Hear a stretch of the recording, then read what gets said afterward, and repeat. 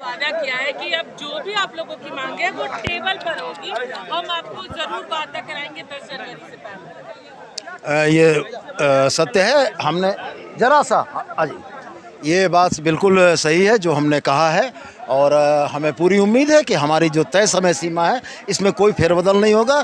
10 जनवरी के अंदर अंदर में हम इनकी वार्ता, सचिव स्तर की वार्ता कराएंगे, और उस वार्ता में तमाम जितने भी बिंदु हैं उन पर हम लोग चर्चा करेंगे, और यह प्रयास करेंगे कि इस दोनों ही पक्षों में समझौता कराते हुए बीच का एक उचित रास्ता निकाला जाए जो राज्य हित में बेहतर हो।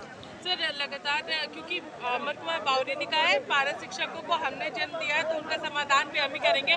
24 में वापस बीजेपी को लेकर के आए, हेमंत सोरेन सरकार जो है लाठियां ही बरसाएगी और कुछ नहीं करेगी, ये भी उनका कहना है। हेमंत सोरेन की सरकार ने 4 वर्षों में लाठियां नहीं बरसाई हैं। लाठियों का दर्द तो बेचारे हमारे पारा शिक्षक जानते हैं। और रह गया सवाल, इस सरकार ने वार्ता के माध्यम से तमाम चीज़ों का समाधान किया है। ये पहला संवर्ग था। अगर कोरोना नहीं आ गया होता तो शायद 2020 में इनका समाधान हो जाता।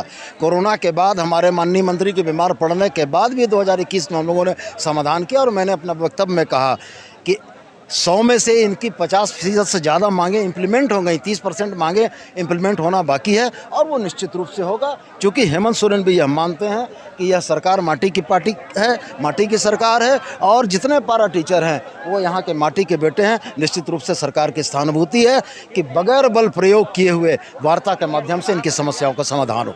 सर, लेकिन एक सवाल यह है कि 4 साल बीत गए, थोड़ा देर नहीं हो गया?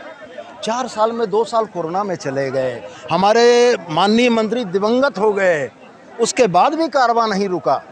अगर ईमानदार कोशिशें नहीं होती तो आज ये परिस्थितियां नहीं बनती, और आज का भी ये धरना नहीं होता। अगर प्रदेश कमेटी की हमारे से मुलाकात हो गई होती परसों तो शायद आज ये लोग धरना में नहीं बैठे होते। लेकिन चलिए, जो भी हो, हमारे साथी, हमारे भाई हैं, आए हैं, उनकी भी भावना का सम्मान, लेकिन समाधान हम लोग निश्चित रूप से करेंगे।